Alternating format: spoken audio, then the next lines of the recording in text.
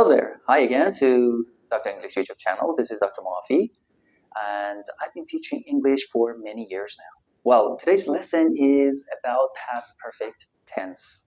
It's again one of the tenses that we're going to explore in English, what it is, why we use it, or the philosophy behind the use of this specific tense. If you remember, in the other videos, we explained about all of the English verb tenses, 12 English tenses, in one video clip, right? Well, if you have any comments or questions, you know what to do. Let me know, right?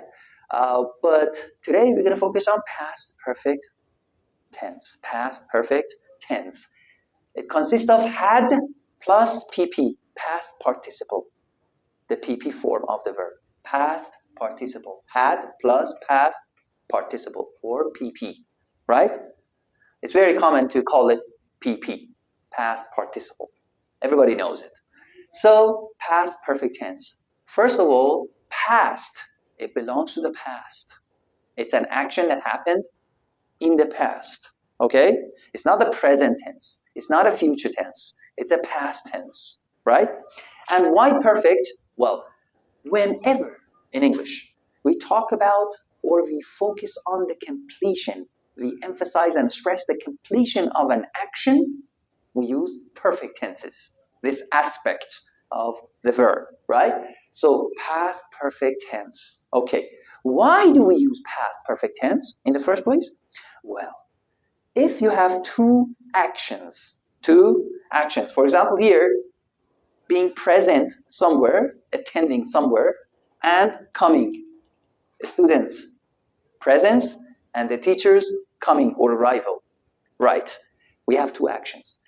Both of them happened in the past, but one of them happened earlier than the other one.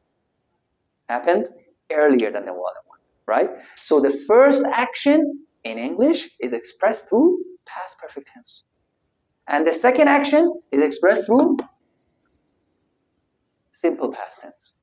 First, the first action happening earlier, past perfect tense. The second action happening later than the first action, simple past tense. Okay? Very easy. Look at this example. This is a classic example I always give my students, and it would clarify everything for you. Just focus, right? Pay close attention. The students had been in the class. Normally, students come to the class before their teacher. So, the students had been in the class before their teacher arrived or came. Right? Very simple. So the first one, the first action happening earlier is expressed through past perfect tense. The second one, simple past tense. Okay, now we come to another important point. This is how I explain about the purpose of the whole story, why we use past perfect tense in the first place in English. But now let's talk about making it negative. This is an affirmative sentence, right? Affirmative, positive sentence. If you just put not here, after had, which is the auxiliary verb we use in the past perfect tense, if you simply put or place not here, well, voila, you have the negative sentence. You have the negative statement, all right, or sentence. Or, this is how we make it negative.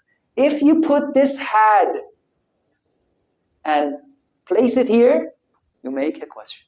You make this a statement interrogative. Okay, very easy. So, had the students been in the class before the teacher came? Yes, they had. No, they had. Huh?